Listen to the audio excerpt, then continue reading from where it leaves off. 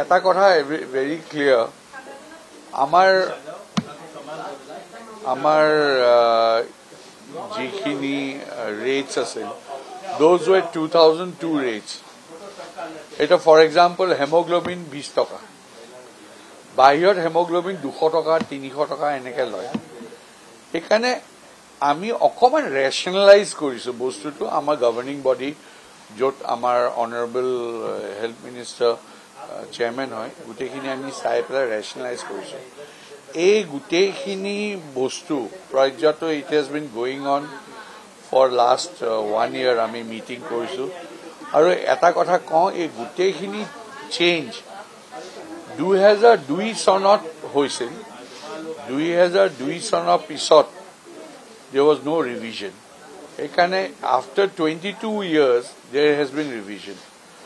And I don't think so this will affect Dukhia Manuar. Ajikali soap Manuar PMJY card ase. Or 85% will get free treatment through that card. Baki government employee Junbur Ahe, they have MMJY card.